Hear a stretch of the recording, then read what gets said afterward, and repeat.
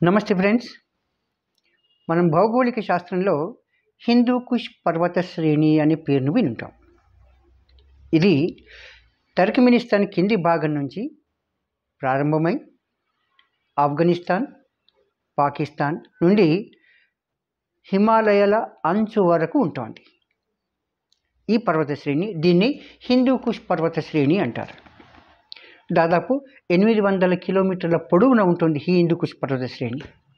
అయితే ఆ హిందూ కుష్ పర్వత శ్రేణికి ఆ పేరు ఎందుకు వచ్చింది అనే దానికి రెండు పదాల సముదాయం అది, హిందూ కుష్. ఆ తర్వాత మొదట ఉండే పేరు.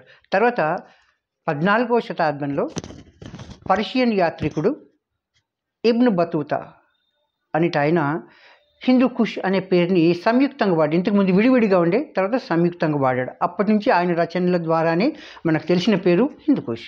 అయితే ఈ పేరు ఎందుకు వచ్చింది అనే దానికి ఒక కథ ఉంది, ప్రచారంలో ఉంది. ఏంది? వ్యాపారస్తులు, ట్రేడర్స్ అంటాం మనం, వ్యాపారస్తులు భారతదేశంలో బానిసలను కొనుక్కొని వాళ్ళని సెంట్రల్ ఏషియాలోకి తీసుకెళ్ళేవారు, అక్కడ అమ్ముకునేవారు. ఇలా తీసుకెళ్తున్న క్రమంలో ఈ పర్వత శ్రేణి సంక్లిష్టంగా ఉండేది. హార్ష్ క్లైమాటిక్ కండిషన్, వాతావరణ పరిస్థితులు చాలా భయంకరంగా ఉండేవి. అలాగే పర్వత శ్రేణి కూడా చాలా సంక్లిష్టంగా ఉండేది.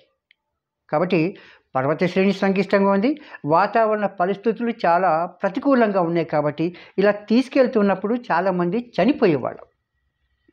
ఆ చనిపోయిన వాళ్ళు భారతదేశం నుంచి వెళ్ళారు కాబట్టి హిందువులు. అందుకే హిందువులను చంపేది, హిందూ అంటే హిందువులు, కుష్ అంటే పర్షియన్ భాషలో చంపడం, చనిపోవడం.